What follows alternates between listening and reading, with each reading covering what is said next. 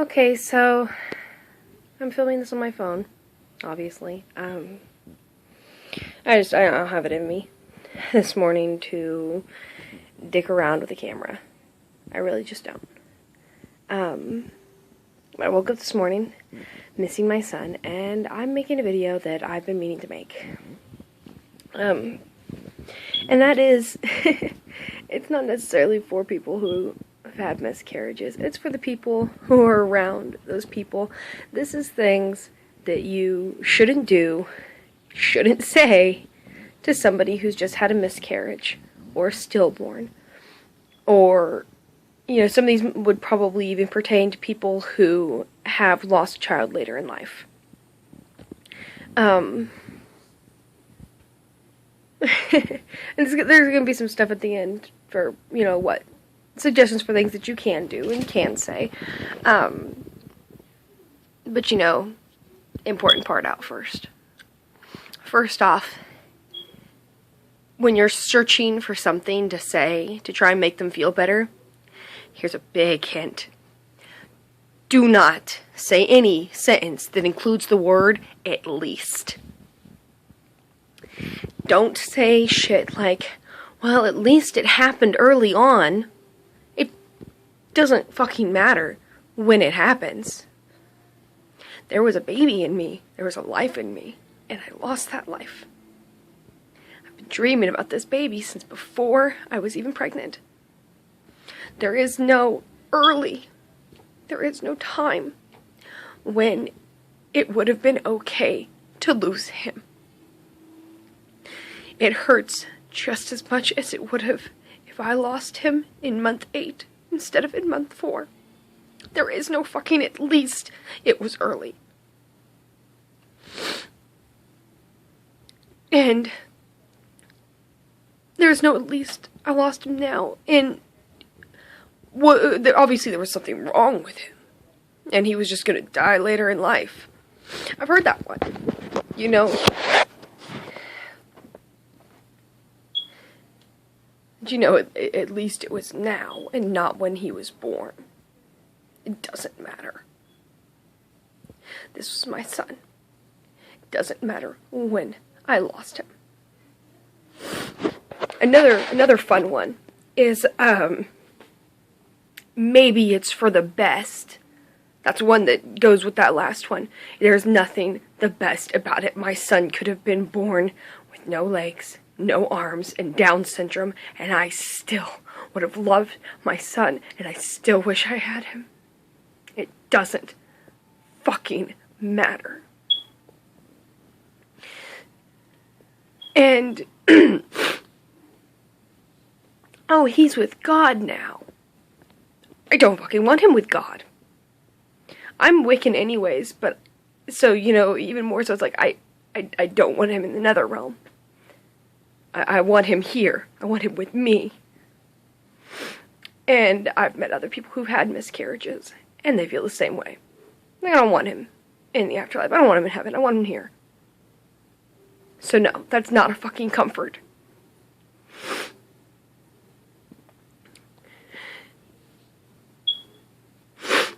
Oh, and, well, you can always try again. You know, I want my next baby. I'm trying now. And I hope that this baby survives. But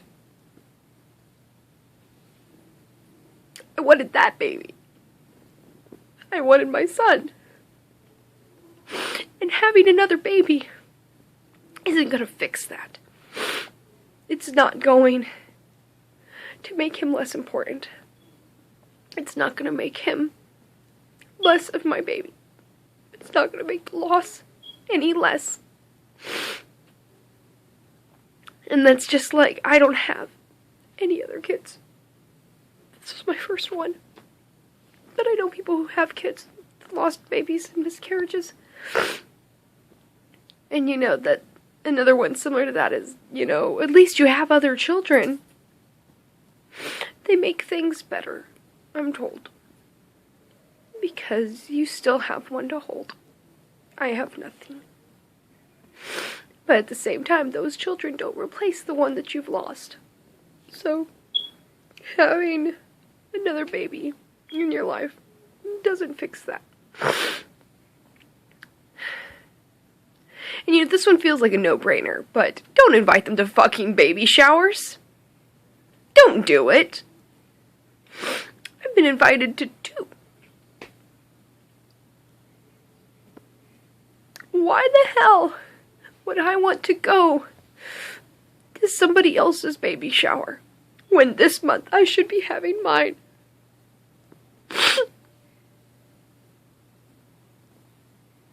It feels like a no-brainer. And don't invite us to birthday parties for your little kids. Don't do it. Down the road, in September, when I lost my son, or in February, when I should have been giving birth, if anybody invites me to birthday parties for little kids that month, I'm going to hit them. I don't want to celebrate your kid's 2nd or 3rd birthday or whatever when I should be celebrating my baby's first.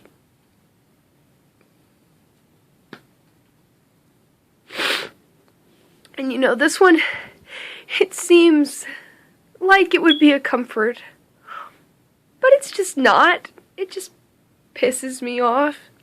And one of my friends put it pretty well that, oh, you're so strong, or how do you make it through this? You don't. You don't. It hurts every single day, and it never stops. It gets less. I mean, I can go through a day and spend a chunk of the day not thinking about my son. But then I'll just stop and I'll remember him and I'll think, tomorrow I should be 33 weeks along. Like I did this morning.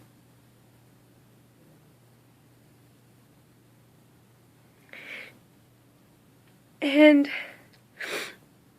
other days I'm just a wreck. You have to put on this mask and pretend like you're okay, because otherwise it makes people uncomfortable. You know what? Me talking about my dead baby makes you uncomfortable. Well, let's talk about how uncomfortable talking about your living children makes me. Let's talk about that. So don't bitch at me for talking about my dead son.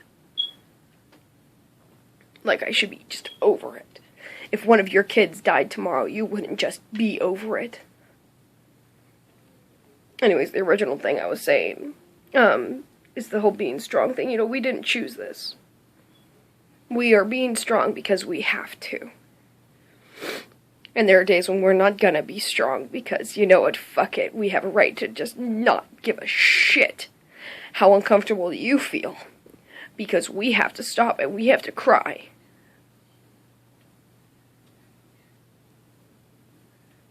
I'm not being strong because I need to, and I don't feel like I am being strong. I feel like people think I'm a whole lot stronger than I am. And it's because it's true. I'm just trying to cover up everything with a pretty smile when I just want to curl in a ball on the floor of his room, and that's all I want to do.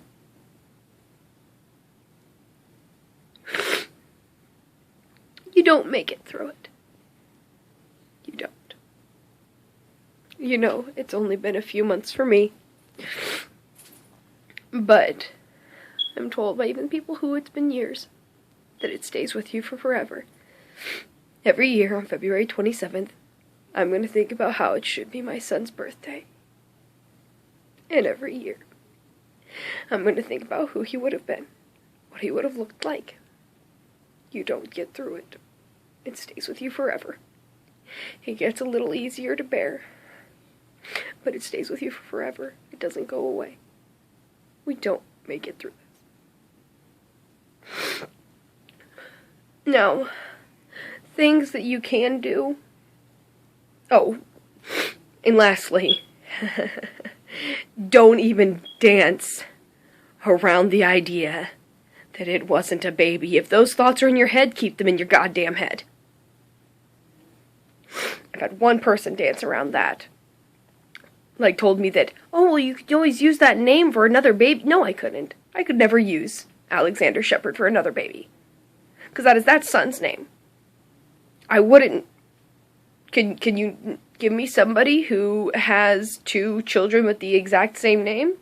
No. No, you can't. Because it'd be stupid. And Alexander Shepard is my first son's name, and I would never give that name to another baby. But just don't even dance around that concept. Don't do it, because you will lose a friend, or you will get punched. You will be just removed from that person's life that you're talking to, because that's something we need. We need people to acknowledge our baby.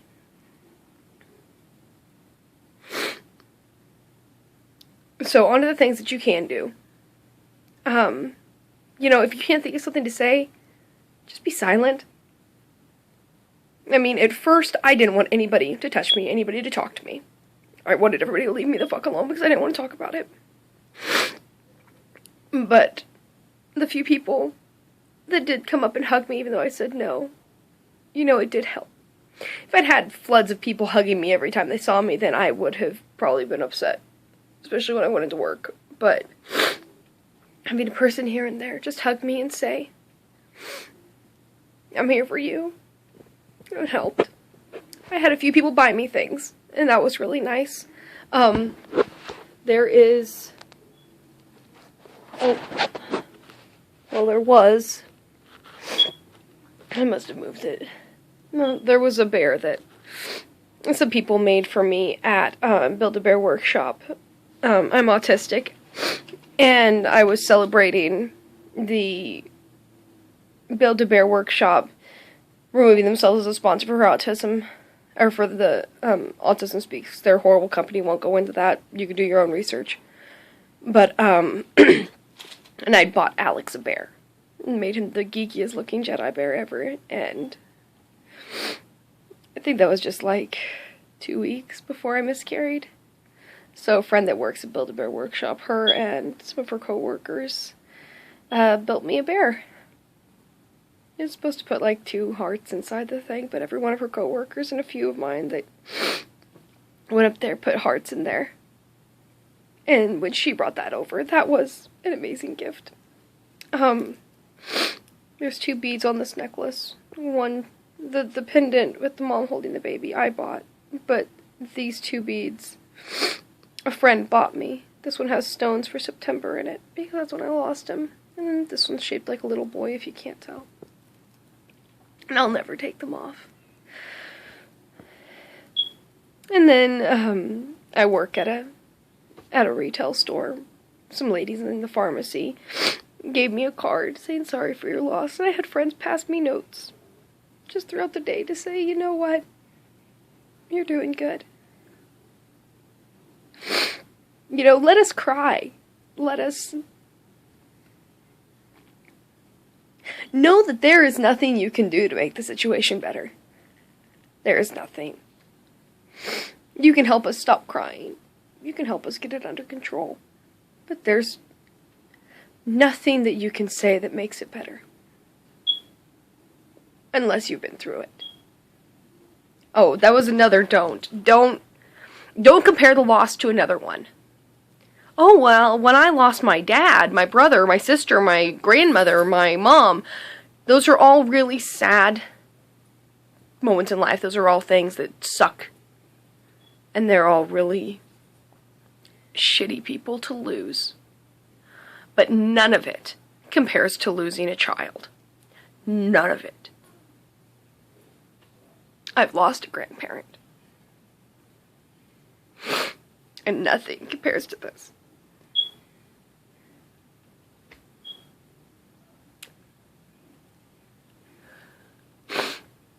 Nothing would compare to it, losing my child outside of the womb, but the fact that my baby was in trouble, my baby was dying, and I didn't know, and there was nothing I could do. There was nothing that compares to that. And the fact that I had to carry my son for days before I had to give birth, I carried my dead baby in me. There is no comparing to that. So do not compare it to other losses. Because nothing you've been through even resembles it. If you've had a miscarriage, if you've had a stillborn, then, you know, feel free. But if you haven't had one, don't pretend like you understand, because you don't.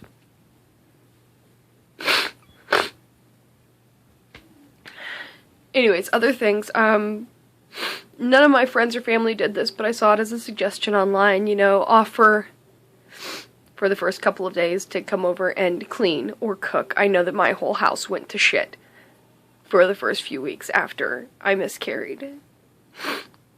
And for the first, like, week and a half after I miscarried, especially after I gave birth, I didn't cook. We had out to eat. We had fast food because neither me or my husband felt like cooking. So, you know, offer to come over and cook dinner or bring food over. Offer to come over and tidy up because we're not doing it. And, you know, for employers, if there's any employers watching this, offer to give them a good chunk of time off. If it can be paid leave, you know, that'd be awesome because it's a weight off our minds. I actually had enough sick pay built up at my job that I was able to take a whole month off. But I know a lot of people are only able to take a couple of days, and that's just, no. You need a whole lot more than a couple of days to be able to handle being around anybody. I didn't want anybody to be near me for like the first week after I found out. After I actually gave birth, my husband had to go back to work. Friends came over like every day.